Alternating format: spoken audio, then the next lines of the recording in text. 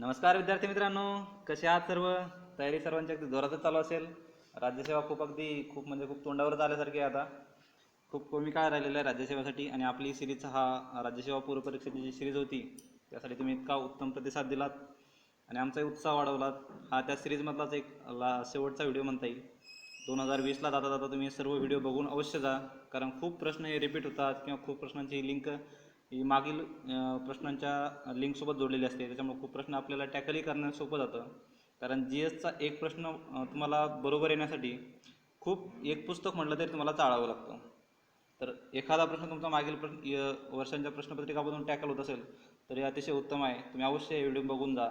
एक 4-5-6 तास तुम्हाला लागतील सगळे व्हिडिओ बघण्यासाठी, पण तुमचे 2 किंवा 3 मार्क नक्कीच यातून क्लिअर होतील. तर चला, तुमचा जास्त वेळ न घेता आपण डायरेक्टली आता राज्यसेवा पूर्वपरीक्षा 2019चा जो पहिला प्रश्न होता त्याच्याकडे जाऊयात. तर त्यावर्षी पहिला प्रश्न बघा. तर खूप वेळ असं होतं की पहिल्यांदा सायन्सची सिरीज सुरू होते बघा. प्रत्येक ह्याचा पॅटर्न असतो. अगोदर विज्ञान, नंतर भूगोल, नंतर पॉलिटी, असे 20-20 प्रश्न किंवा 15-15 प्रश्न असा सेटअप बनवलेला असतो. तर पहिल्यांदा समजा तुमचे सायन्सचे प्रश्न आले तर सायन्सचे थोडं किचकट प्रश्न असतात. तर तुम्हाला टॅकल नाही झाले काही प्रश्न तर एकदम घाबरून जाऊ नका. थोडा धीर धरा. पहिले 10-15 प्रश्न सोडून पुढे पॉलिटी वगैरे असेल किंवा जिओग्राफी असेल तो सेक्शन सोडवायला घ्या अगोदर. त्याच्यामुळे कसा कॉन्फिडन्स येतो आपल्याला आल्यानंतर. किंवा सुरुवातीचे सायन्सचे प्रश्न तुम्ही सोडवायला घेतलेत तर जमले नाही तर थोडासा कॉन्फिडन्स डाऊन होतो. त्याच्यामुळं एवढंसं घाबरून जाऊ नका पेपरमध्ये आपण. तर पेपरमध्ये आपण कसं सामोरं जायचं, पेपर सोडवताना काय काय काळजी घ्यायची, एखादा प्रश्न येत नसेल तर त्यासाठी आपण काय करायचं, यासाठी आपण एक नेक्स्ट अपकमिंग डेजमध्ये आपण व्हिडिओ अपलोड करू त्याच्याबद्दल. तर चला या. तर पहिला प्रश्न बघा, इथं विज्ञानाबद्दलच आहे तो, सायन्स अँड टेकबद्दल. तर पहिला प्रश्न असा आहे, उपग्रहामध्ये अंतराळवीर म्हणजे जो ॲस्ट्रॉनॉट असतो हा वजनरहित वेटलेस अवस्था अनुभवतो, तर त्याच्यामागील कारणे काय आहेत असं विचारलेलं त्यांनी. तर कारणे दिलेली त्यांनी, उपग्रहाच्या आतील पृष्ठभागाकडून अंतराळवीरावर प्रयुक्त होणारे बल हे 0 असते. आणि नंतर दुसरा ऑप्शन दिलेला आहे त्यांनी, तर अंतराळवीर व उपग्रहाचा पृष्ठभाग एकमेकाकडे आकर्षले जातात. थर्ड ऑप्शन जो आहे तो, अंतराळवीर हा कोणत्याही गुरुत्वीय बलाने आकर्षला जात नाही. आणि ड ऑप्शन जो आहे तो, वरीलपैकी कोणतेही नाही. तर व्यवस्थित विचार करा याच्यावर. काय वाटतं तुम्ही मला कमेंटमध्ये कमेंट बी करू शकता, पण मी सांगून टाकतो डायरेक्टली कारण हा लाईव्ह सेशन नाही त्याच्यामुळे तुमचं कमेंट मला लेट येतील. तर याचं जो आहे फक्त डी जो ऑप्शन आहे तर तो इथं योग्य आहे. फक्त ड म्हणजे वरीलपैकी कोणतेही योग्य नाही. बघा मग आता ह्याचाच आपल्याला दुसऱ्या प्रश्नासाठी कसा फायदा करून घेता येईल हेच ॲनालिसिसचं एक महत्त्व असतं. म्हणजे इथं किती 3 स्टेटमेंट दिलेत, अ ब क, ते चुकीचे आहेत सर्व.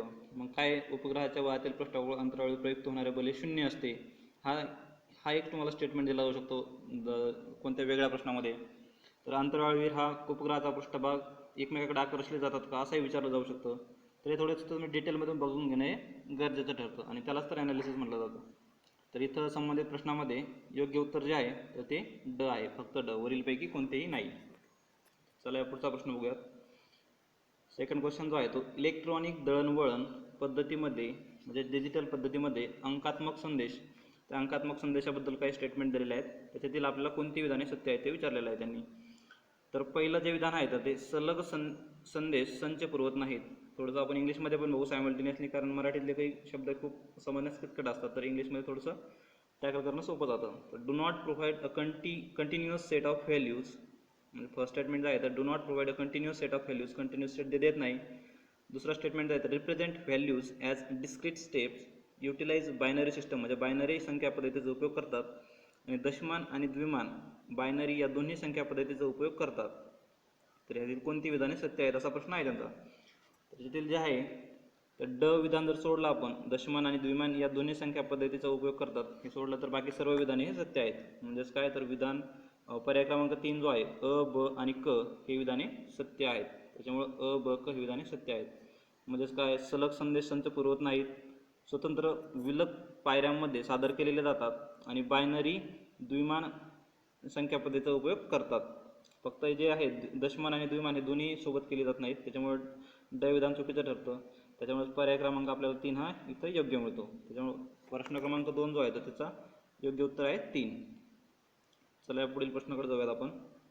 पुढील प्रश्न आहे, अणुकेंद्रकाभोवती, बघा फिजिक्सचे प्रश्न 2016ला विचारले होते खूप जास्त, 5 ते 6 प्रश्न विचारले होते. त्यानंतर खूप कमी प्रश्न विचारतात तसे. थोडेसे बेसिक फॉर्म्युले वगैरे तुम्ही एक पाठ करून ठेवले तर ते पण सोपं जातं. जर नाही जमले तर जास्त लोड नका घेऊ त्याचा, दुसरीकडे कुठंतरी तुमचा इनपुट देण्याचा प्रयत्न करा. तर बघूया हा संबंधित प्रश्न काय आहे. तर अणुकेंद्रकाभोवती दुसऱ्या भ्रमणकक्षेत भ्रमण करणाऱ्या इलेक्ट्रॉनची ऊर्जा दिलेली आहे त्यांनी -3.4 इलेक्ट्रॉन व्होल्ट. त्याची तिसऱ्या भ्रमणकक्षेतील ऊर्जा किती असं विचारले. समजा न्यूक्लियस जो असतो, तर बेसिक स्ट्रक्चर तर माहीतच असतात. न्यूक्लियस आहे, त्याच्या पहिल्या कक्षामध्ये जो इलेक्ट्रॉन फिरतोय भ्रमणकक्षेमध्ये, ते दुसऱ्या भ्रमणकक्षेत भ्रमण करणाऱ्या इलेक्ट्रॉनची ऊर्जा दिलेली आहे त्यांनी. दुसऱ्या भ्रमणकक्षेत इलेक्ट्रॉनची ऊर्जा किती दिलेली आहे त्यांनी -3.4 इलेक्ट्रॉन व्होल्टमध्ये दिलेली आहे त्यांनी. आणि काय विचारलं तर तिसऱ्या भ्रमणकक्षेतील ऊर्जा किती असेल त्याची. तर आपल्या सर्वांनाच माहिती आहे, एक फॉर्म्युला आहे बघा, En इक्वल्स टू म्हणजे ती इलेक्ट्रॉनची एनर्जी दिलेली असते. एन म्हणजे आता एन जो असतो तो एनर्जी लेवल असतो त्याचा. तर आपल्याला तिसऱ्या भ्रमणकक्षेतली विचारलेली आहे -13.6 अपॉन जो एन जो असतो तो इथं आपल्याला काय दिलेलं आहे त्यांनी, एन आपल्याला दिलेलाच ऑलरेडी, एन स्क्वेअर असतो तो. तर याच्यानुसार मग काय होईल -13.6 अपॉन एन स्क्वेअर म्हणजेच काय होईल तो 3चा स्क्वेअर 9 इलेक्ट्रॉन व्होल्ट. याचं जर तुम्ही योग्य उत्तर काढलं तर तुम्हाला -1.1 इलेक्ट्रॉन व्होल्ट इथं मिळून जातं आहे. त्याच्यामुळे इथं पर्याय क्रमांक 3 जो आहे तो तुम्हाला इथं योग्य मिळतो. त्याच्यामुळे प्रश्न क्रमांक 3 जो आहे त्याचा पर्याय क्रमांक 3 इथं योग्य मिळतो. चला पुढील प्रश्नाकडे जाऊयात. प्रकाशीय तंतू हा खालीलपैकी कोणत्या तत्वावर आधारित आहे. बघा मी मागीच्या प्रश्नात सांगितल्याप्रमाणे मराठीतील काही काही प्रश्न शब्द हे खूप थोडे समजण्यास अवघड जातात. बऱ्यापैकी मुलांचं सायन्स बॅकग्राऊंड असल्यामुळं इंग्लिशमधील सायन्सचे शब्द हे फॅमिलियर असतात त्याच्यासोबत. कधी कधी आपण मराठीत वाचल्यामुळे आपल्याला प्रकाशीय तंतू असं वाचू शकतो की आपण वाचलेलाच नाही तो, पण इंग्लिशमध्ये तेच बघितलं तर ऑप्टिकल फायबर म्हणतात प्रकाशीय तंतूला. तर optical fibre is based on which of the following principles. तर सरळ सरळ आपण तर इथं आपल्या सर्वांनाच माहिती आहे, ते टोटल इंटरनल रिफ्लेक्शन म्हणजेच काय, तर ते प्रकाशाच्या पूर्ण आंतरिक परावर्तनाचे तत्वावरती अवलंबून असतं प्रकाशीय तंतू. त्याच्यामुळे ते इथं योग्य उत्तर काय ठरवलं त्याचं मग ओनली सी, पर्याय क्रमांक 2. चला या पुढील प्रश्नाकडे जाऊयात. त्याच्यामुळे प्रश्न क्रमांक 4 आहे त्याचं योग्य उत्तर आहे तर ते पर्याय क्रमांक 2 आहे. पुढील प्रश्न क्रमांक 5. पुढील विधानांचा विचार करा. आता काही बीटा गॅमा या कणांबद्दल काही दिलेलं आहे त्यांनी स्टेटमेंट्स, त्याच्याबद्दल आपल्याला विचार करायला सांगितलं त्यांनी. तर अविधान सांगतंय ऋणभारित बीटा कण हे धनभारित अल्फा कणांपेक्षा जास्त अंतर्भेद करतात. अंतर्भेद म्हणजे काय, तर पेनिट्रेटिंग पॉवर त्यांनी सांगितली प्रकारे. Beta particles are negatively charge are more penetrating than alpha particles. म्हणजे काय, तर अल्फा पार्टिकलपेक्षा बीटा पार्टिकलचा पेनिट्रेटिंग पॉवर जास्त आहे. विधान ब काय सांगतंय, उदासीन धन अथवा ऋण नसलेले म्हणजे जे गॅमा कण हे उदासीन असतात, न्यूट्रल लाईक, ते न्यूट्रॉन सारखे. गॅमा कण हे काय असतात, बीटा कणांपेक्षा जास्त अंतर्भेद करतात. एक अंतर्भेदी पेनिट्रेटिंग पॉवरचा त्यानं आपल्याला असेंडिंग किंवा डिसेंडिंग ऑर्डरने त्याने क्रम विचारलेला आहे त्यांनी. गॅमा किरणांचा कसा असतो, अल्फा किरणांचा किती, बीटा किरणांचा किती, हे सर्व विधानामध्ये तेच सांगितलेलं आहे त्यांनी. अंतर्भेद शक्ती बघा तुम्ही सगळ्या विधानामध्ये दिसून येईल तुम्हाला ते. अंतर्भेद शक्ती, बीटा कणांपेक्षा जास्त अंतर्भेद. तर एकंदरीतच काय त्यांनी आपल्याला पेनिट्रेटिंग पॉवर विचारलेलं आहे त्यांनी आपल्याला. तर याचं योग्य विधान जर बघितलं आपण, याच्यातली खाली स्टेटमेंट जर वाचून बघितली तर आपल्याला याचं योग्य विधान मिळतं अ आणि ब विधाने त्रिकालबाधित सत्य आहेत. फक्त अ आणि ब हे त्रिकालबाधित सत्य आहेत. म्हणजेच काय, अ आणि ब ही विधाने सत्य आहेत आणि क विधान जे आहे तर ते चुकीचं आहे. ते क विधान हे चुकीचं आहे. सर्वसाधारण उदासीन कणांची म्हणजे जे धन किंवा ऋण नसलेली अंतर्भेद शक्ती अत्युच्च असते, स्टेटमेंट चुकीचं आहे त्यांचं. त्याच्यामुळे योग्य उत्तर मिळतं आपल्याला 5चं, तर ते 1. अ आणि ब ही त्रिकालबाधित सत्य आहेत. चला नेक्स्ट क्वेश्चनकडे जाऊयात. पुढील प्रश्न क्रमांक 6. दोन वस्तूंच्या अप्रत्यक्ष धडकेच्या दरम्यान खालीलपैकी कोणत्या बाबीचे संवर्धन होईल. म्हणजे during the inelastic collision between two bodies which of the following quantities always remain conserved. म्हणजे लाईक एनर्जी कशी ही कंजर्व्ड राहते संपूर्ण, म्हणजे गतीची काय होणार, ती स्थितीमध्ये जाणार, स्थितीची गतीमध्ये येणार, पण संपूर्ण ऊर्जा आहे तर ती कॉन्स्टंट राहिली जाते. इथं तसं त्याच प्रकारे विचारलं त्यांनी की दोन गाड्याची धडक झाली समजा, तर त्याच्यामध्ये खालीलपैकी कोणती घटना आहे किंवा कोणती क्वांटिटी आहे ती कंजर्व्ड राहील, ती सारखीच राहणार आहे. तर आपण व्यवस्थित पर्याय बघितले सगळे तर आपल्याला त्याचं योग्य मिळून जातं टोटल लिनियर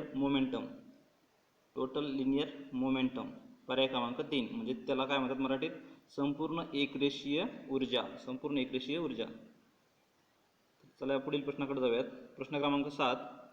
कोणत्या जनुकीय रूपांतरित पिकामध्ये जनुकीय अभियांत्रिकी तंत्राने अजीवनसत्व निर्माण करणारी 3 जनुके घातली आहेत? बघा, करंट अफेअर्सचा पण प्रश्न म्हणता येईल आपल्याला, कारण मागच्या वर्षी म्हणजे 2018-17मध्ये खूप हे न्यूजमध्ये होतं, मोस्टली 18मध्येच होतं. तर त्याच्यामध्ये काय विचारलं त्यांनी, म्हणजे संकरित कोणामध्ये केले ते जीवनसत्व वगैरे टाकून, तर ते गोल्डन राईस जो आहे तर त्याच्यामध्ये त्यांनी जीवनसत्व आणि बाकीचे काही मिनरल्स पण आहेत, जे त्याच्यात आयर्न वगैरे सारखे मिनरल्स आहेत ते पण त्यांनी त्याच्यात इन्क्लूड केलेले आहेत. ते कशामध्ये केलेले आहेत? गोल्डन राईस, म्हणजेच काय तर तो सुवर्ण तांदूळ मराठीमध्ये, इंग्लिशमध्ये तो गोल्डन राईस. याच्यामध्ये काय टाकले त्यांनी? अजीवनसत्व निर्माण करणारी जनुके घातलेली आहेत. चला या पुढील प्रश्न बघा. प्रश्न क्रमांक 8. नाकतोडा या कीटकाच्या नर आणि मादीमध्ये किती सहलग्नता गट असतात? थोडंसं रट्टा मारण्याचं काम आहे बघा ते. आज नाकतोडा विचारलं आहे, उद्या बेडूक, झुरळ असं काही विचारलं जाऊ शकतं त्यांनी. जेवढे आपल्याला सोर्सेस स्टेट बोर्डमध्ये भेटतील तेवढे आपण पाठ करणं आपलं काम आहे गरजेचं, ते करून ठेवा. पण काही प्रश्न हे म्हणजे अटेम्प्ट न करण्यासाठीच दिलेले असतात एवढं, सगळेच प्रश्न हे अटेम्प्ट करण्यासाठी नसतात. आणि शक्यतो जे टॉपर्स वगैरे आहेत त्यांचं पण असं तुम्ही बघितलं इंटरव्ह्यू वगैरेच, तर त्यांची पण ही स्किल असते. तर इथं बघितलं आपण एक फॅक्च्युअल क्वेश्चन आहे ना, तर इथं नाकतोडा या कीटकाच्या नर आणि मादीमध्ये किती सहलग्नता गट म्हणजेच काय असतात, हाऊ मेनी लिंकेज ग्रुप्स, त्याच्यामध्ये लिंकेज ग्रुप किती असतात, तर ते असतात काय 12 आणि 12. 12 आणि 12 जे पर्याय क्रमांक 3 मध्ये दिलेला आहे, तर ते लिंकेज ग्रुप्स तेवढे असतात त्यांच्यामध्ये. त्यामुळे पर्याय क्रमांक प्रश्न क्रमांक 8 जो आहे त्याचं योग्य उत्तर आहे 3. पुढील प्रश्न क्रमांक 9. कोणत्या वनस्पतीमध्ये HSK अथवा C4 या प्रकारचे प्रकाश संश्लेषण होते? तर इथे एक प्रकाश संश्लेषणाचा प्रकार आहे बघा, C4 जो आहे तर C4 हे प्रकाश संश्लेषण कोणामध्ये होतं असं विचारलं त्यांनी. HSK किंवा C4 या प्रकारचे प्रकाश संश्लेषण कोणामध्ये होतं, तर ते आहे ऊसामध्ये. ऊसामध्ये HSK म्हणजेच C4 पाथवेचे प्रकाश संश्लेषण घडून येतं. पर्याय क्रमांक 1 इथं योग्य आहे त्याचा. पुढील प्रश्न क्रमांक 10. रसायनांपासून स्वतःचे अन्न तयार करणारे जीवाणू कोणत्या रसायनांचे विघटन करून ऊर्जा मिळवतात? तर रसायनांपासून जे हे असतात जीवाणू असतात जे ऊर्जा मिळवतात ते कोणत्या घटकाला, तर ते असेंद्रिय द्रव्ये जे असतात, असेंद्रिय द्रव्ये यांच्यापासून ही ऊर्जा मिळवली जाते, म्हणजेच काय इनऑर्गॅनिक इंग्लिशमध्ये बघितलं तर. पर्याय क्रमांक 2 10चा योग्य ठरतो. पुढील प्रश्न क्रमांक 11. मानवाच्या शरीरातील नेफ्रॉन्समध्ये युरिन बनविण्याचा योग्य घटनाक्रम कोणता? तर हा तर थोडासा किचकटच प्रश्न आहे तर आपण याचा योग्य घटनाक्रम जर बघितला तर पर्याय क्रमांक 3 जो आहे तर तो आपल्याला योग्य घटनाक्रम देतो त्याचा. अल्ट्रा फिल्ट्रेशन, नंतर selective reabsorption and then tubular secretion. त्याच्यामुळे पर्याय क्रमांक 3 इथं योग्य आहे. पुढील प्रश्न क्रमांक 12. खालीलपैकी कोणती परिस्थिती दुसऱ्या गर्भासाठी धोकादायक असेल? म्हणजेच इथं बघा आता स्त्री पुरुष असे दिलेले त्यांनी, म्हणजे एखाद्या पॉझिटिव्ह पुरुषाने एखाद्या निगेटिव्ह स्त्रीसोबत विवाह झाला तर पहिल्या गर्भासाठी तो धोकादायक नसतो, पण जो दुसऱ्या गर्भ आहे तर त्याला नेहमी धोका असू शकतो. मग ते अपंग किंवा जन्माला येऊ शकतं ते, तर असं किंवा ते मृतही जन्माला येऊ शकतं. तर असं कोणत्या परिस्थितीमध्ये होऊ शकतं असं दिलेलं आहे त्यांनी. खाली चार पर्याय दिलेले आहेत. तर आपण नीट ऑब्झर्व करून बघितलं तर ते RH पॉझिटिव्ह पुरुष व RH निगेटिव्ह स्त्री यांचा जर विवाह झाला तर यांच्या दुसऱ्या मुलाला हे खूप धोकादायक असतं. म्हणजे RH असणारा पुरुष असेल आणि निगेटिव्ह स्त्री असेल, यांचा विवाह झाला तर ते पहिल्या मुलांना तर काही त्रास होणार नाही, त्यांना कळूनही येणार नाही, पण दुसऱ्या मुलाला ते खूप धोकादायक असतं. त्याच्यामुळे कुंडली चेक करण्या अगोदर आपण ब्लड ग्रुप चेक करणं हे महत्त्वाचं आहे. पुढील प्रश्न क्रमांक 13. प्रश्न क्रमांक 13 बघू आपण. खालील जोड्या जुळवा. श्वसन रंगद्रव्य आणि पशुसमूह. थोडंसं इंग्लिशमध्ये बघू आपण याला. रिस्पायरेटरी पिगमेंट आणि ॲनिमल ग्रुप. तर याच्यातलं काय आहे तर हिमोग्लोबिन सर्वांनाच माहिती आहे, आपल्याला वाचलं जरी नसेल तर आपल्याला ते व्हर्टिब्रेट्समध्ये दिसून आलं असतं आपल्याला. ते हिमोग्लोबिन कोणामध्ये असतं तर तो व्हर्टिब्रेट्समध्ये. 13वा प्रश्न बघतोय आपण. 13वा प्रश्नाचं आपण बघितलं इथं व्यवस्थित तर आपल्याला पर्याय क्रमांक 2 इथे योग्य मिळतो. पर्याय क्रमांक 2 जो आहे तर योग्य मिळतो आपल्याला, कारण कसं हिमोग्लोबिनचा जो असतो तो व्हर्टिब्रेट्समध्ये, हिमोग्लोबिन व्हर्टिब्रेटला लावले. नंतर जो आहे तर तो क्लोरोक्युरिन तर तो आहे क्लोरोक्युरिन तो ॲनिलिडामध्ये सापडतो. तर हेमिक्रेटिन जो आहे तर तो आहे लिंगुळामध्ये सापडतो. नंतर हे शेवटचा हिमोसायनिन तो मोलस्कमध्ये. त्याच्यामुळे पर्याय क्रमांक आपल्या इथं 2 योग्य मिळतो. पर्याय क्रमांक 2, 13चा पर्याय क्रमांक 2 इथं योग्य ठरतो. पुढील प्रश्न क्रमांक 14. अनित्य तंतू आणि स्नायू संकुचन सिद्धांत म्हणजेच काय? Consider the following statements about the sliding filament theory of muscle contraction बद्दल प्रश्न आहे. तर काय सांगतोय? हा सिद्धांत आधुनिक स्नायू संकुचन संकल्पना स्पष्ट करतो. हा सिद्धांत हक्सले आणि निडर्जके या शास्त्रज्ञांनी मांडला. तर कोणती विधाने सत्य आहेत असं विधान आहे त्यांचं. कोणती विधाने सत्य आहेत? बऱ्याचदा तुम्ही राज्यसेवेचे प्रश्न बघितले तर त्याच्यामध्ये असत्य किंवा निगेटिव्ह स्टेटमेंट हे खूप प्रकारचे विचारले जातात. इथं जरी सत्य विचारलं असलं त्यांनी, पण बाकीचे बरेच प्रश्न आपण ॲनालिसिस बघितलेलंच आहे अगोदरचं, तुम्हाला वेळोवेळी सांगितलेलं आहे. पण तसं मी असं निगेटिव्ह स्टेटमेंट हे खूप जास्त वेळ असतात. UPSCचं तसं नसतं. UPSCला प्रत्येक वेळी म्हणण्यापेक्षा जनरल स्टेटमेंट हे पॉझिटिव्हमध्ये विचारतात. पण राज्यसेवेला थोडंसं उलटं करतात. ते नाही किंवा अचूक विधाने शोधा, म्हणजे अचूक नाहीत अशी विधाने शोधा, निगेटिव्ह विचारलं जातं. तर इथं त्या प्रकारे इथं सत्य विधान विचारलं जातं तसं. तर आपण 14चं जर सत्य विधान जर बघितलं तर पर्याय क्रमांक आपल्याला ही दोन्ही विधाने सत्य आहेत. म्हणजे ही सिद्धांत आधुनिक स्नायू संकुचन संकल्पना स्पष्ट करतो आणि हा सिद्धांत हक्सले आणि निडर्जके यांनी मांडलेला आहे. त्याच्यामुळे पर्याय क्रमांक आपल्याला 3 इथं योग्य मिळतो. अ व दोन्ही बरोबर आहेत. पुढील प्रश्न क्रमांक 15. कॅल्सिनेशन प्रक्रियेतून डॅश डॅश बाहेर पडतो. कॅल्सिनेशन प्रक्रियेतून काय बाहेर पडतो? तर हा सरळ 1 लाईन प्रश्न असल्यासारखा आहे बघा. तर कॅल्सिनेशन प्रक्रियेमधून 1 किंवा 2 हे धातूवर अवलंबून असते. म्हणजे फक्त कार्बन डायऑक्साईड बाहेर पडू शकतो किंवा फक्त हायड्रेटमधून पाणी बाहेर पडू शकतं. त्याच्यामुळे पर्याय क्रमांक आपल्याला इथं 3 योग्य मिळतो. पुढील प्रश्न क्रमांक 16. हरित रसायनशास्त्र म्हणजे काय? तर ग्रीन केमिस्ट्री. ग्रीन शब्द लागला म्हणजे तिथं काय तर ते इन्व्हायरमेंटला डॅमेज करणार नाही. ग्रीन इकॉनॉमी, ग्रीन केमिस्ट्री म्हणजे इको फ्रेंडली टाईप ते. तर ग्रीन केमिस्ट्री काय तर एक the use of non toxic reagents म्हणजे बिनविषारी द्रव्ये आणि द्राव्य वापरून पर्यावरणपूरक उत्पादने तयार करणे. बघा, पर्यावरणपूरक म्हणजे काय? Eco friendly. तर ग्रीन शब्द आला तर थोडंसं असं नसेल जरी स्टेटमेंट तुम्हाला प्रश्न येत तर तुम्ही असं बघायचं थोडंसं इन्व्हायरमेंटला कोणतं पूरक आहे बाबा असं विधान बघायचं. इन्व्हायरमेंट फ्रेंडली बघा इथं वापरला पण शब्द इंग्लिशमध्ये. इन्व्हायरमेंट फ्रेंडली जे असेल तर तिथं हरित रसायनशास्त्र म्हणजेच काय तर ते बिनविषारी द्रव्य आणि द्राव्य वापरून पर्यावरणपूरक उत्पादने तयार करणे. पुढील प्रश्न क्रमांक 17. खालीलपैकी कोणते लुईस आम्ल नाही? लुईस आम्ल नाही. बघा मग सांगितल्याप्रमाणे नाही विद निगेटिव्ह स्टेटमेंट. तर कोणतं लुईस आम्ल नाही? त्याच्यातलं ते बेरियम क्लोराईड जे आहे BaCl2 हे लुईस आम्ल नाही. पुढील प्रश्न क्रमांक 18. खालीलपैकी काही ही कोलाईड सोल्सची वैशिष्ट्ये आहेत. कोलाईड म्हणजे कसं? म्हणजे असं एक अंदूक दिसतं त्याबरोबर. समजा दुधामध्ये थोडंसं म्हणजे पाण्यामध्ये थोडंसं दूध टाकलं किंवा एखादी खडूची बुकटी टाकली, असं दुसरं दिसणार, स्पष्ट दिसणार नाही इकडचं तिकडचं, तर ते कोलायडल सोल्युशन त्यालाच म्हणायचं, कोलाईड सोल्स. त्यातील कोणती वैशिष्ट्ये आहेत विचारलं त्यांनी? टिंडाल परिणाम, ब्राउनियल गती, मॅक्सवेल वितरण, वॅन्डरवाल्स बल. तर ते त्याचं योग्य उत्तर आहे तर ते टिंडाल परिणाम आणि ब्राउनियल गती जी आहेत हिची वैशिष्ट्य आहेत ती. टिंडाल अ आणि ब बघायचं असं मग तर ते ऑप्शन ब मध्ये सेकंडमध्ये मिळतं आपल्याला. पर्याय क्रमांक 2 इथं योग्य ठरतो. पुढील प्रश्न क्रमांक 19. खाली दिलेल्या विधानांपैकी कोणती विधाने बरोबर आहेत? पहिले काम आहे आपलं प्रश्नाकडे जाण्या अगोदर बरोबर दिले विचारलेले का चूक विचारले हे आपण राऊंडच करून घ्यायचे त्याला एकदा. तर खाली विधान बघू आपण बरोबर कोणती दिलेले आहेत. HF आणि H2O ही ध्रुवीय संयुगे आहेत. CH4 आणि CO2 ही ध्रुवीय संयुगे नाहीत. एक प्रकारे काय त्यांनी आपल्याला पोलार मॉलिक्यूल विचारलेले आहेत. पोलार मॉलिक्यूल म्हणजेच काय? एक प्रकारे त्यांना एक निगेटिव्ह किंवा असं पोल असणार त्यांना एक असं एक प्रकारे असू शकतो. आपलं वॉटरचं आपण स्ट्रक्चर जर बघितलं तर हायड्रोजनसोबत ऑक्सिजन कसं जोडलेलं असतं? तर ऑक्सिजन आहे, हायड्रोजनकडून 2 हायड्रोजन जोडलेले असतात. त्याच्यामध्ये पोलार मॉलिक्युल्स कोणती आहेत नाहीत असं दिलेलं आहे त्यांनी खाली स्टेटमेंटमध्ये. तर याचं आपण थोडंसं नीट बघितलं तर आपल्याला अ आणि ब ही विधाने सत्य विधाने दाखवतात.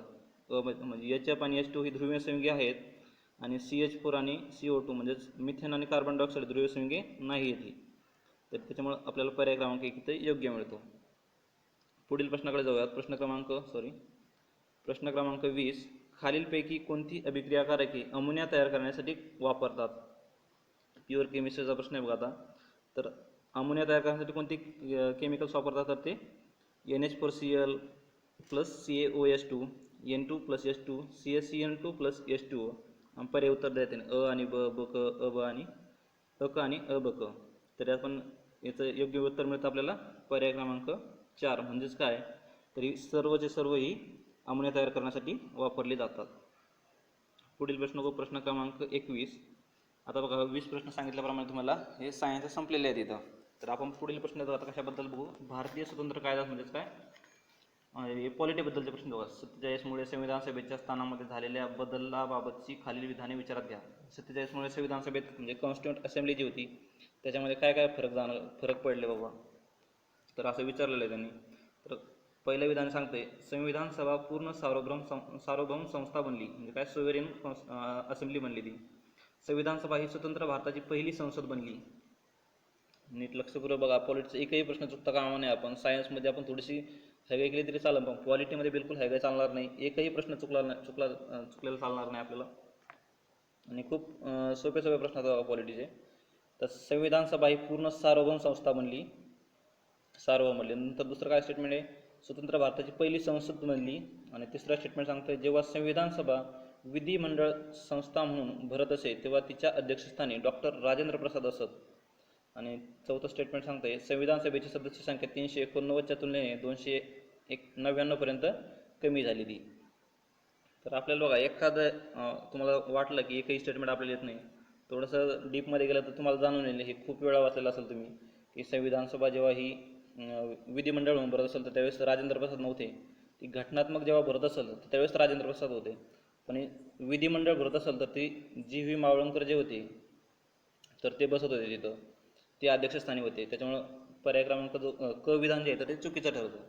आपण क विधान जर इलिमिनेट जरी केलं तरी आपल्याला पर्याय क्रमांक 3 हा सहजरित्या इथं मिळून जातो. त्याच्यामुळे पर्याय क्रमांक 3 इथं योग्य ठरतो. अ ब ड बरोबर आहे, फक्त क विधान जे आहे तर ते राजेंद्र प्रसादच्या जागेवर, यांच्या नावाच्या जागेवर ग मावळंकर, जी.व्ही. मावळंकर जर असतं, गणेश वासुदेव मावळंकर, तर हे विधान सत्य ठरलं असतं. तिथं सध्याच्या प्रश्नामध्ये संबंधित विधान अ ब आणि ड ही विधाने बरोबर आहेत.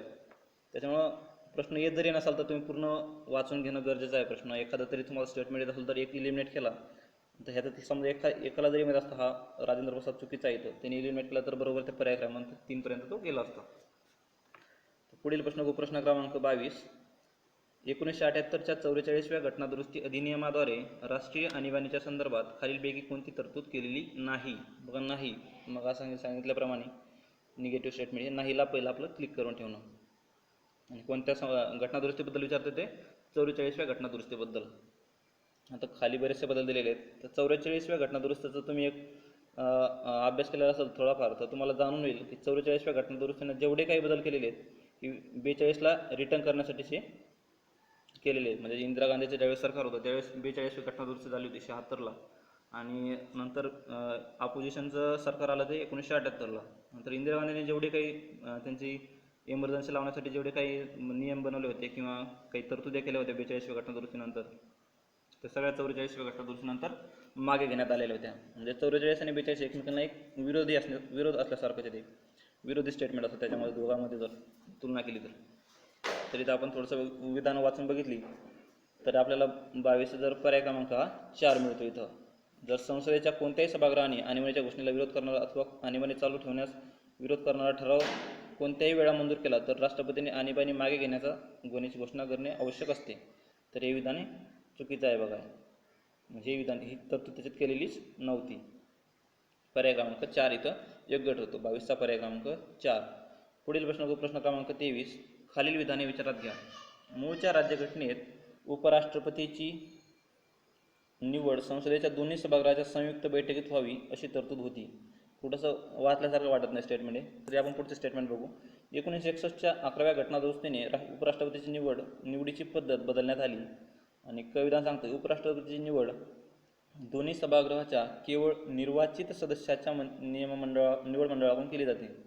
थोडंसं आता हे केवळ वगैरे शब्द किंवा इथं ओनली जर बघितलं तुम्ही, president elected by the members of the electoral college consisting of the elected members only, तर हे ओनली वगैरे थोडे स्टेटमेंट हे धोकादायक असतात. त्याच्यामुळे थोडंसं यांच्याकडे आवर्जून लक्ष देणं गरजेचं असतं. आपले एक प्रमुख पाहुणे असल्यासारखं आहे, त्यांच्याकडे आवर्जून लक्ष देणं आपल्याला गरजेचं असतं, विशेष लक्ष.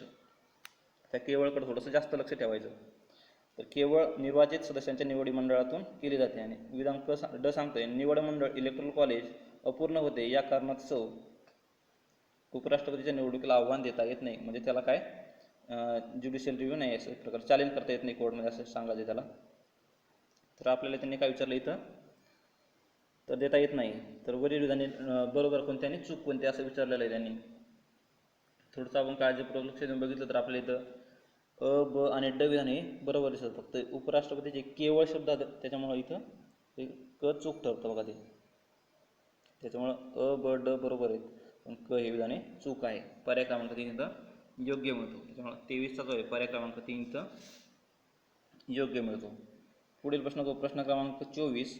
महाराष्ट्राच्या राज्यपालाबाबत खालीलपैकी कोणते विधान सत्य आहे? सत्यच आहे तिथं सत्य आहे. तर ते अँग्लो इंडियन जमातीतील एकाच विधान परिषदेवर नामनिर्देशित करू शकतात. ते अँग्लो इंडियन जमातीमधील किंवा दोघांस विधानसभेवर नामनिर्देशित करू शकतात. त्यांना राज्यघटनेच्या अनुच्छेद 371(2) अन्वये विशेष जबाबदारी प्रदान करण्यात आलेली आहे आणि राज्यघटनेच्या अनुच्छेद 31A खाली सक्तीने खाजगी मालमत्ता संपादन करण्यासंबंधीचे विधेयक राष्ट्रपतीच्या विचारात राखून ठेवू शकत नाहीत. तर आपल्याला सत्य विधान विचारलेले त्यांनी महाराष्ट्राच्या राज्यपालाबाबत. तर सत्य विधान आपल्याला इथं कोणते तर ते पर्याय क्रमांक 3 जो आहे त्यांना राज्यघटनेच्या अनुच्छेद 371 अन्वये विशेष जबाबदारी प्रदान करण्यात आलेली आहे हे विधान इथं सत्य आहे. पर्याय क्रमांक 3. बाकीचं बघा अँग्लो इंडियन जमातीतील एकाच विधान परिषदेवर नाही हे विधानसभेवर आहे ते. अँग्लो इंडियन जमातीतील किमान दोघांस विधानसभेवर अँग्लो इंडियनचं तर एकालाच घेतलं जातं ते विधानसभेवर. ती पण तत्व आता कॅन्सल झालेली आहे. नंतर ते राज्यघटनेच्या अनुच्छेद 31A खाली सक्तीने हे पण विधान चुकीचं आहे. त्याच्यामुळे पर्याय क्रमांक आपल्याला 3 इथं योग्य मिळतो. पर्याय क्रमांक 3 इथं योग्य ठरतो. पुढील प्रश्न क्रमांक 25. खालीलपैकी कोणती बाब जुळत नाही बघा परत नाही. तर जुळत नाही विचारले त्यांनी. तर तारखा दिल्या आहेत त्यांच्यासोबत की डेट विचारलेली आहे त्यांनी. तर तुम्ही पहिलंच विधान बघितलं तुम्ही लक्ष्मीकांत वाचायला असाल किंवा कोळंबे वाचत असाल तर त्याच्यामध्ये ही पहिलेच दिलेलं आहे बघा त्यांनी आपलं घटनेची स्थापनेमध्ये. त्याच्यामध्ये 13 डिसेंबर आहे बघा मित्रांनो. 13 डिसेंबर 1946 रोजी हे ऑब्जेक्टिव्ह रिझॉल्युशन जे आहे म्हणजे उद्दिष्टांचा ठराव मराठीमध्ये तर हे त्यावेळेस मांडलं होतं 13 डिसेंबर. त्याच्यामुळे खाली कोणती बाब जुळत नाही तर ती पहिलीच बाब इथं जुळत नाही. त्याच्यामुळे पर्याय क्रमांक 1 इथं योग्य ठरतो. 25चा जो आहे तो पर्याय क्रमांक 1 बरोबर आहे. पुढील प्रश्न क्रमांक 26. राज्य विधिमंडळाने संमत केलेले विधेयक राज्यपाल राष्ट्रपतीच्या विचारार्थ राखून ठेवू शकतात. तर राष्ट्रपती त्याबद्दल काय करू शकतात खाली विधानं दिलेले आहेत त्यांनी. विधेयकाला मान्यता देतात अथवा मान्यता राखून ठेवू शकतात. राज्य विधिमंडळाकडे पुनर्विचारार्थ ते विधेयक परत पाठवू शकतात. राष्ट्रपतीकडून परत आलेल्या विधेयकावर राज्य विधिमंडळाने 3 महिन्यात पुनर्विचार केलाच पाहिजे आणि जर पुन्हा ते विधेयक मंजूर केले तर राष्ट्रपतीवर त्यास संमती देणे बंधनकारक असले पाहिजे. पुनर्विचारार्थ परत आलेले विधेयक राज्य विधिमंडळाकडे पुन्हा मंजूर केले तर राष्ट्रपतीने त्यास 6 महिन्यांच्या कालावधीत संमती दिली पाहिजे. तर राष्ट्रपतीला अशा प्रकारच्या बंधनं नसतात. तर वरीलपैकी कोणती विधाने बरोबर आहेत असा त्यांचा प्रश्न आहे. तर आपण थोडंसं बघितलं तर ते अ आणि ब विधाने जे आहेत तर ही योग्य दिसतात आपल्याला इथं. पण ही शेवटची क आणि ड विधाने चुकीची आहेत इथं. त्याच्यामुळे पर्याय क्रमांक 1 हा इथं योग्य ठरतो. पर्याय क्रमांक 1 अ आणि ब बरोबर आहेत ती. पुढील प्रश्न क्रमांक 27. भारतात न्यायालयीन पुनर्विलोकन म्हणजे ज्युडिशियल रिव्ह्यू डॅश डॅश सुचवितो. काय सुचवतो ज्युडिशियल रिव्ह्यू? तर कायद्याची आणि कार्यकारी आदेशांची घटनात्मकता घोषित करण्याचा न्यायालयीन अधिकार. म्हणजे एखादा कायदा वगैरे बनला कानून बनला तर तो घटनात्मक आहे का घटनेला धरून आहे का हे चेक करणं ह्यालाच न्यायालयीन पुनर्विलोकन असं म्हटलं जातं. त्याच्यामुळे पर्याय क्रमांक 1 इथं योग्य ठरतो. पुढील प्रश्न क्रमांक 28. खालील विधानांपैकी कोणती विधाने भारतीय राज्यघटनेत तरतूद म्हणून समाविष्ट केलेली आहेत बघा नीट लक्ष द्या याच्याकडं. नेहमी निगेटिव्ह म्हणून तुम्ही बरोबरही चुकीचं करून टाकता. तरतूद केलेली आहेत. तर राज्याचा राज्यपाल म्हणून नियुक्त होणारी व्यक्ती ही भारतीय संघातील इतर दुसऱ्या राज्याची रहिवासी असली पाहिजे. देशाच्या धर्मनिरपेक्ष वैशिष्ट्याची खात्री देण्यासाठी सर्वोच्च न्यायालयातील किमान एक न्यायाधीश हा मुस्लिम असला पाहिजे असं काही नाही ते. त्यामुळे हे चुकीचंच आहे. संसदेच्या लोकलेखा समितीचा अध्यक्ष हा विरोधी पक्षाचा असला पाहिजे. तर घटनेत असं काही सांगितलेलं नाही आहे. तर याचं योग्य उत्तर आहे वरीलपैकी एकही नाही. पर्याय क्रमांक 3 ठरतं. वरीलपैकी एकही बरोबर नाही. हे चुकीचं आहे. बाहेरील दुसऱ्या राज्यात रहिवासी असलं पाहिजे अशी काही घटनेत तरतूदच नाही ती. त्याच्यामुळे हे वरीलपैकी एकही विधान इथं बरोबर नाही म्हणजे एकही विधाने तरतूद नाही केलेली ती. तेव्हा पर्याय क्रमांक 3 इथं योग्य मिळतो. पुढील प्रश्न प्रश्न क्रमांक 29. खालील विधाने विचारात घ्या. नुकत्याच ओडिशा विधानसभेने विधान परिषद निर्माण करण्याबाबत ठराव मंजूर केला आहे. सध्या 5 राज्यांना विधान परिषद आहे. केरळ आणि गुजरातमध्ये विधान परिषद निर्माण करण्यासंबंधीचे प्रस्ताव संसदेमध्ये प्रलंबित आहेत. विधान परिषदेचे 112 सदस्य हे नोंदणीकृत पदवीधरांकडून निवडून आलेले असतात. तर बघा, करंटचा प्रश्न म्हणता येईल. बघा, सध्या पण मध्य प्रदेश जो आहे हा पण डिमांड करत आहे आपले लेजिस्लेटिव्ह काउन्सिलसाठी. सध्या सरकार बदलल्यामुळं मे बी ते कॅन्सल होऊ शकतं, पण त्याने डिमांड केली होती आम्हाला लेजिस्लेटिव्ह काउन्सिल असावी म्हणून. तर ह्या संबंधित प्रश्नामध्ये बघितलं आपण तर ड विधान तर ते बरोबरच आहे. 112 सदस्य पदवीधर निवडले जातात. गुजरात हे चुकीचंच आहे. सध्या 5 नसून 6 राज्यांना आहे. 7 झालं असतं का, पण ते जम्मू काश्मीर हे झाल्यामुळे, विभक्त झाल्यामुळं जम्मू काश्मीरचे पण बरखास्त झालेले आहे. त्याच्यामुळं सध्या जी 6 राज्यांनाही विधान परिषद आहे. पण त्यावेळेसच्या ह्याच्यानुसार बघितलं आपण तर 29व्या प्रश्नाचं आपल्याला योग्य उत्तर मिळतं इथं 4. अ आणि ड विधाने बरोबर आहेत. पर्याय क्रमांक 4. ओडिशा विधान परिषद निर्माण ठराव मंजूर केलेला आहे आणि ड विधाने बरोबर आहेत. त्याच्यामुळे पर्याय क्रमांक आपल्याला 4 इथं योग्य मिळतं. पुढील प्रश्न क्रमांक 30. खालीलपैकी कोणती विधाने चुकीची आहेत? बघा, चुकीची आहेत. पहिलं आपलं काम आहे चुकीचीला राऊंड करून ठेवणं. तुम्ही पेपर आता सोडत असालच तुम्ही, तर प्रॅक्टिस क्वेश्चन पेपर, तर त्याच्यामध्ये हे ट्रिक आत्ताच तुम्ही इम्प्रूव्हमेंट करत चला. तुमच्यामध्ये आपल्याला कोणती ट्रिक वापरण्याची आहे किंवा असे वर्ड राऊंड वगैरे करायचे सर, तर हे आत्ताच तुम्ही करणं गरजेचं आहे. तर कोणती विधाने चुकीची आहेत त्याची लोकसभेत अविश्वास ठराव कोणत्या कारणावर आधारित आहे स्पष्ट करावे लागते. लोकसभेत अविश्वास ठराव दाखल करून देण्यासंबंधीची पहिली पद्धती ही लोकसभेच्या नियम 198 मध्ये सांगितले आहे.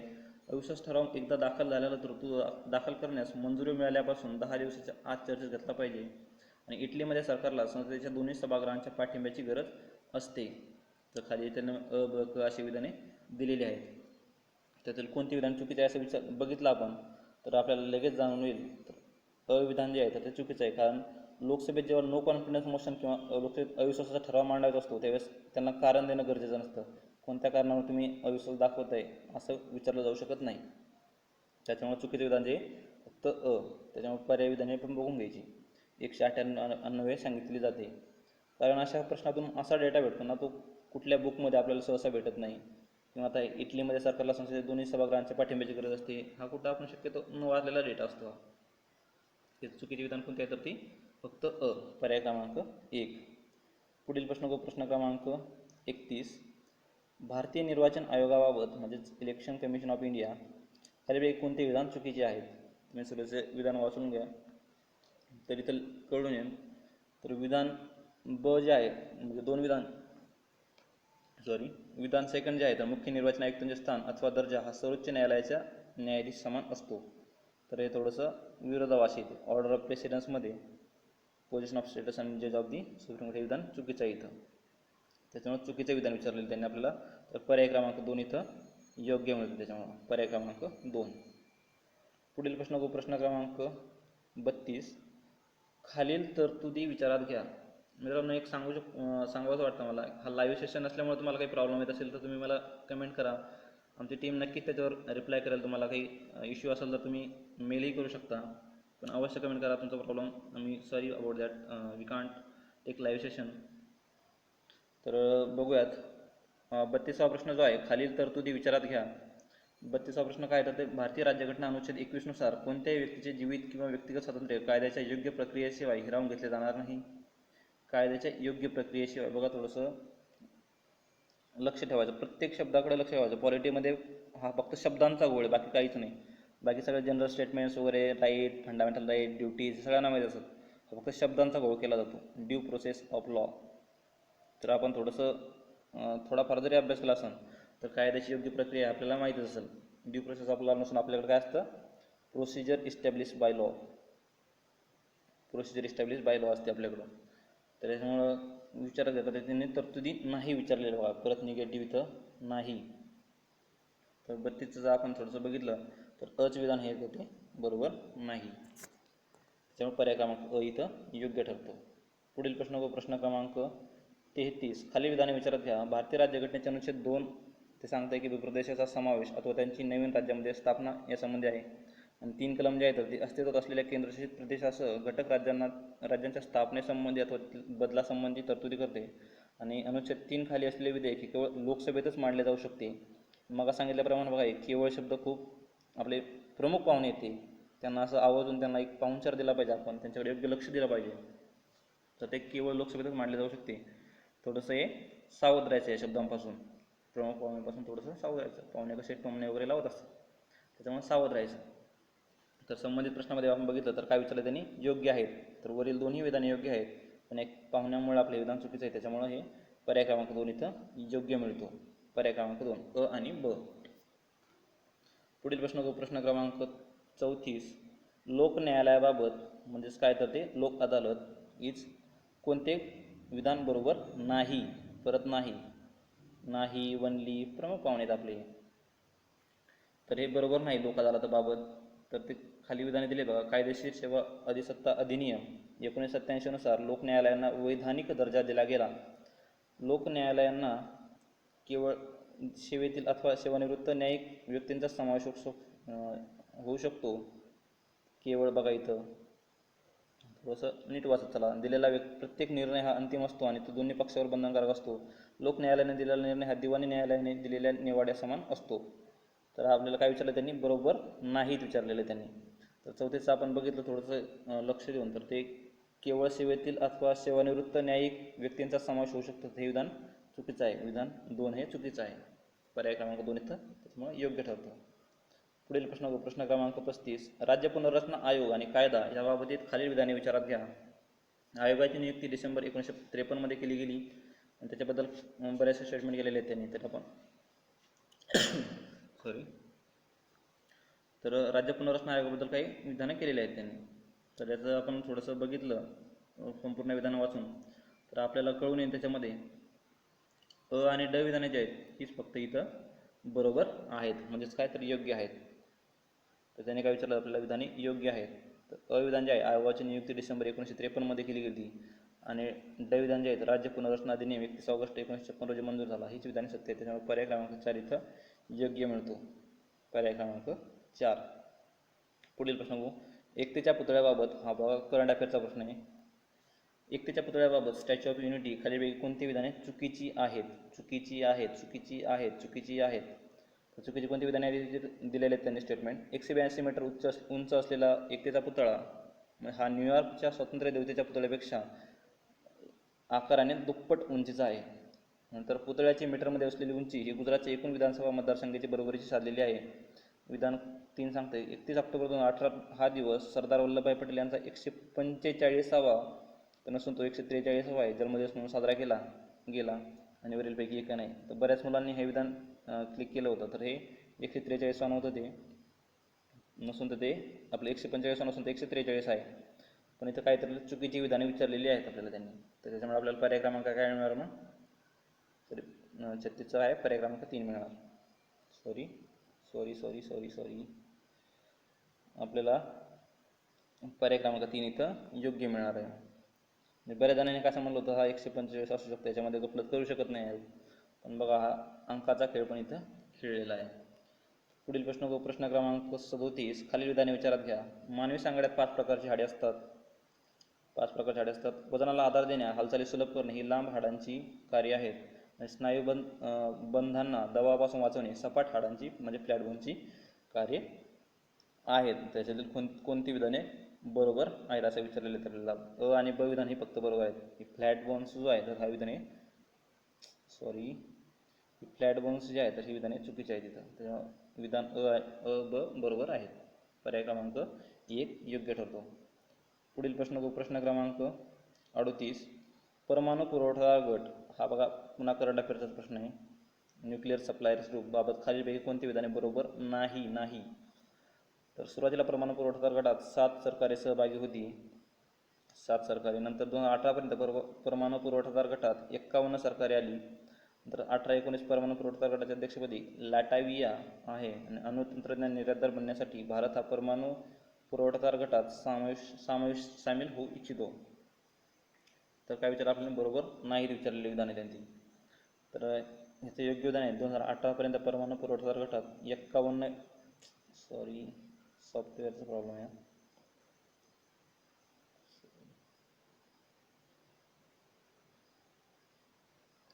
तर याच्यात आपलं योग्य उत्तर मिळतं, तर ते आहे पर्याय क्रमांक 2. पर्याय क्रमांक 2. 2018पर्यंत परमाणु पुरवठादार गटात 51 सरकारी सहभागी होते. हे विधान चुकीचं आहे. नेक्स्ट क्वेश्चन बघू. 39. ब्रिक्स शिखर परिषदांबाबत जोड्या लावा. बघा, ब्रिक्स जरी त्यावेळेस विचारलं असलं तरी आपण ज्या ऑर्गनायझेशनचा इंडिया पार्ट आहे त्या ऑर्गनायझेशनच्या मीटिंग, त्याचं हेडक्वार्टर, स्थापना हे बघून ठेवणं गरजेचं असतं. आपली इंडियाचा भाग नाही. सध्या बघा RCEP खूप न्यूजमध्ये होता. RCEP regional comprehensive economic policy UPSC प्रिलिम्सला 2019ला आय थिंक विचारला होता तो. ह्याच्यावेळी तुम्ही करून ठेवा, कारण RCEPला आपण नकार दिलेला आहे. तर मोस्ट ऑफ द चान्सेस आहे RCEPवर येण्याचे आहेत. पुढील आता प्रश्न बघ. ब्रिक्स शिखर परिषदाबाबत योग्य जोड्या लावा.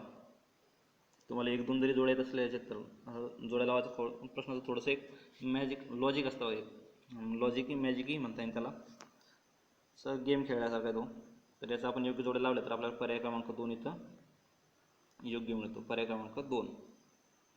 39 पर्याय क्रमांक 2 जो आहे तो योग्य ठरतो. पुढील प्रश्न बघू. प्रश्न क्रमांक 40. भ्रष्टाचार प्रतिबंधक विधेयक. बघा, विधेयकाबद्दलही प्रश्न विचारले जातात.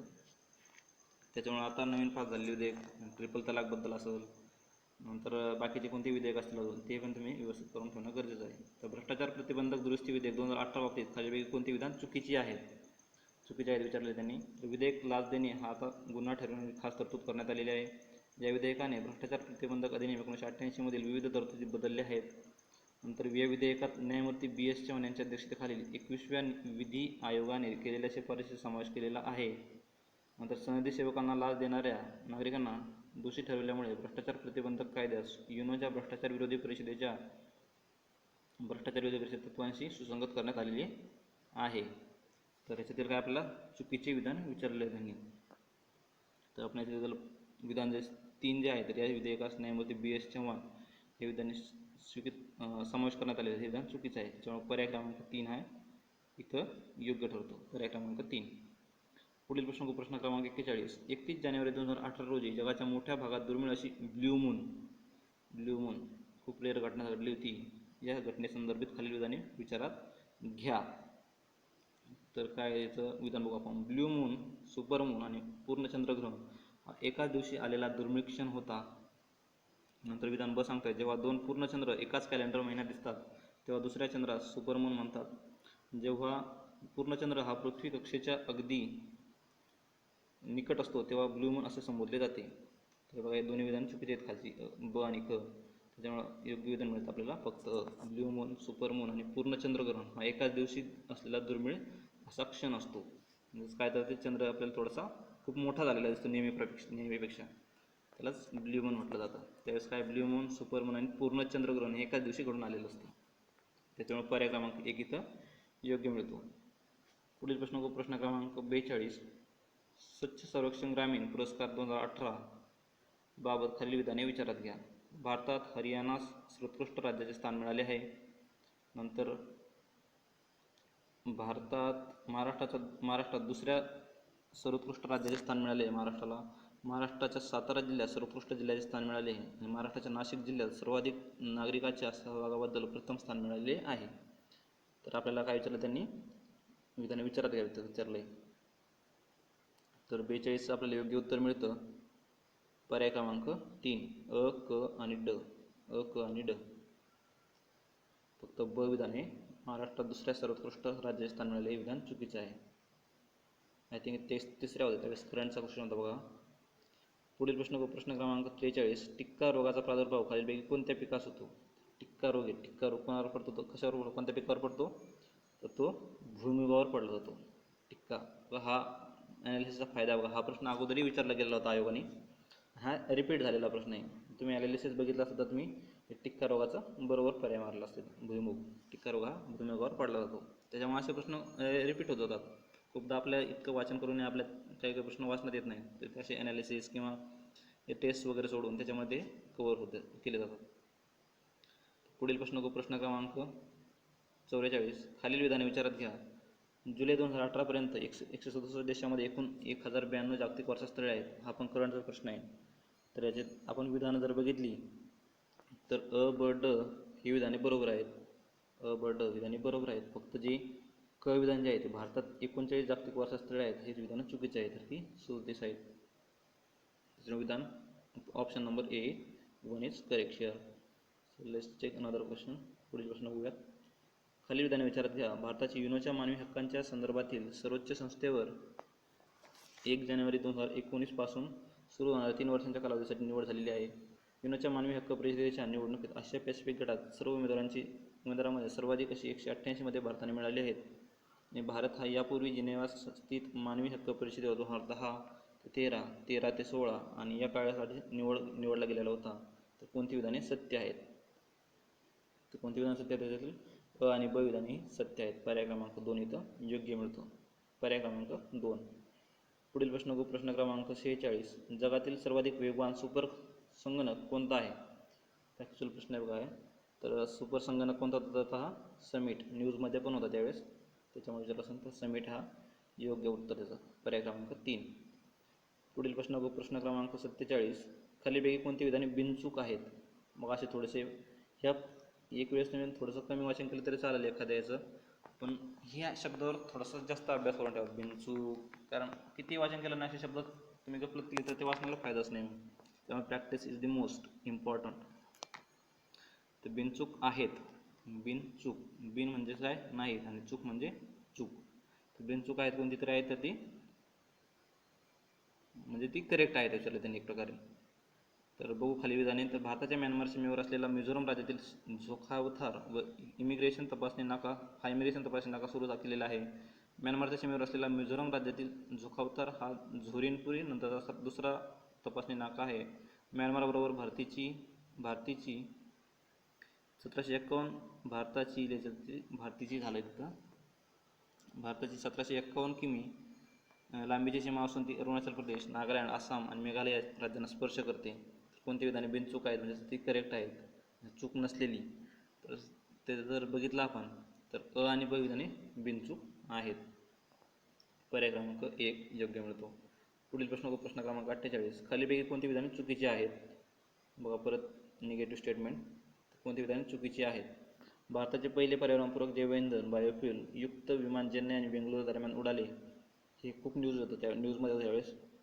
भारताने नुकतेच आपले जैवइंधन 2018चे राष्ट्रीय धोरण जाहीर केलेले आहे.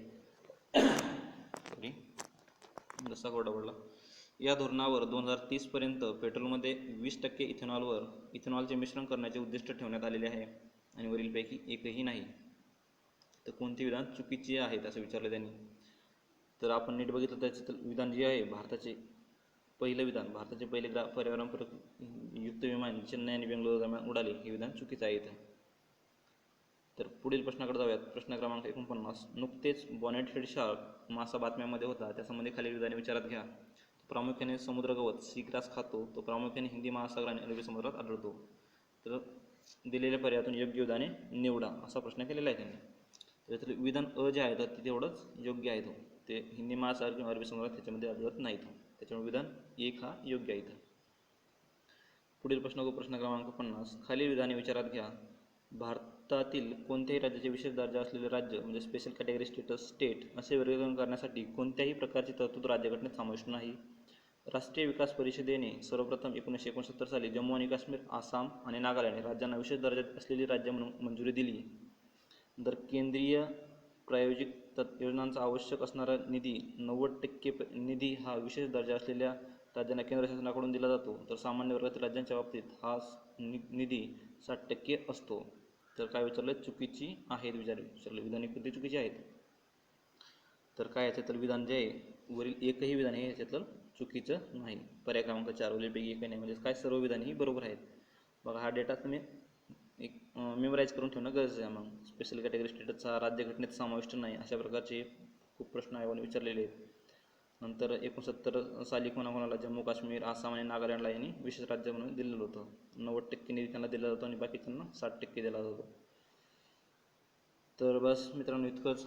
आज आपण इथंच 50 प्रश्नापर्यंत थांबत आहोत आणि पुढील प्रश्न बघा. आज थोडंसं एक्सप्लेनेशन जास्त केल्यामुळं लेंथ मे बी वाढवू शकतो त्याची, त्याच्यामुळे आपण इथंच थांबत आहोत. नेक्स्ट पार्ट आपण करूच पुन्हा एक दिवसानं, उद्या किंवा परवा करू. तर तुम्हाला हा व्हिडिओ कसा वाटला याबद्दल नक्कीच तुम्ही कमेंट करा. तुमची तयारी जोरातच चालू असेल, तुमच्याकडे काही ट्रिक्स वगैरे असतील, तुम्हाला काही सजेशन द्यायचे असेल तर तुम्ही नक्की सांगा. आम्ही ते आपल्या प्लॅटफॉर्मद्वारे सर्व विद्यार्थ्यांपर्यंत पोहोचूच. तुम्हाला व्हिडिओ आवडल्यास नक्की तुमच्या मित्रांपर्यंत शेअर करा, लाईक करा, कमेंट करा आणि पाहत राहा द जिनियस अकॅडमी.